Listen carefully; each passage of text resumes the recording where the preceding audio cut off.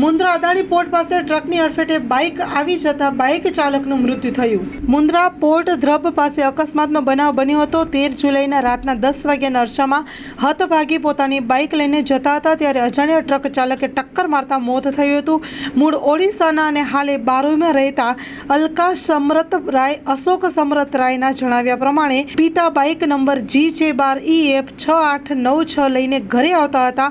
તે દરમિયાન અજાણ્યા ટ્રક ચાલકે ટક્કર મારતા માથાના ભાગે ગંભીર ઈજાઓ થઈ હતી, જેના કારણે મૃત્યુ થયું હતું, જેથી મુન્દ્રા પોલીસે ગુનો દાખલ કરીને વધુ તપાસ હાથ ધરી છે।